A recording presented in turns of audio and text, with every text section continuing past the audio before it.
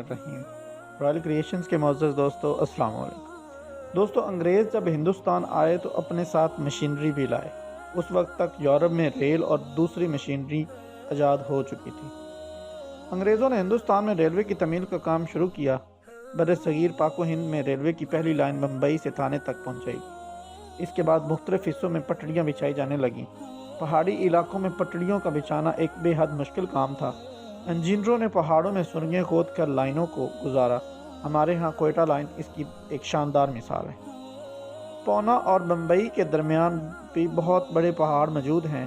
انگریز انجینئر ملک کے اور حصوں کو بمبئی سے ملانے کے لیے ان پہاڑوں میں سے لائنیں گزارنا چاہتے تھے۔ انہوں نے ان پہاڑوں میں لائنوں کے لیے رستہ تلاش کرنے کا کام شروع کیا۔ کئی جگہ سرنگیں کھودنے کا فیصلہ ہوا۔ ان پہاڑوں میں ایک جگہ ایسی بھی آئی کہ انجینئروں کو سمجھ بھی نہیں آ رہا تھا کہ لائن کو کس طرح آگے بڑھائیں۔ ریلوے کا بڑا انجینئر پہاڑی کے دامن میں بیٹھا یہی سوچ رہا تھا کہ اتنے میں ایک چرواہا اپنی بکریاں لے کر ادھر آ گیا۔ اسے دیکھ کر انجینئر کو بڑی حیرت ہوئی۔ انجینئر نے چرواہے سے ادھر ادھر کی باتیں کی، پھر اسے اپنی مشکل بتائی۔ چرواہے نے انجینئر سے کہا وہ پریشان نہ ہو، اور پھر اس نے ایک اونچی جگہ کھڑے ہو کر انجینئر کو لائن بچھانے کا راستہ سمجھایا۔ انجینئر اس کے مشورے سے بہت خوش ہوا۔ اس کے ہفتوں کی پریشانی دور ہو گئی۔ آخر کار یہ لائن اسی چرواہے کے مشورے کے مطابق ممبئی تک جا پہنچی۔ انجینئر نے ریلوے کے بڑے افسروں سے کہا کہ آئندہ ٹرینیں جب بھی اس مقام سے گزریں تھوڑی دیر رک کر چرواہے کی یاد میں سیٹی بجائیں۔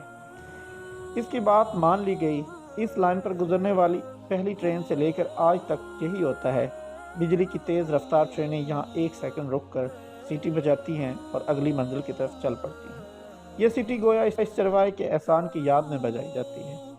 اس سے یہ بھی ثابت ہوتا ہے کہ مشورہ مفید ہوتا ہے اور بعض اوقات معمولی آدمی بھی پتے کی بات بتا دیتا ہے، اور احسان کا بدلہ احسان ہی ہوتا ہے۔ دوستو یہ تھی ہماری آج کی ویڈیو۔ امید کرتے ہیں ویڈیو پسند آئی ہوگی۔ ویڈیو پسند آنے کی صورت میں ہمارے چینل کو لائک کریں، سبسکرائب کریں اور بیل آئیکن کو پریس کریں۔ اللہ حافظ۔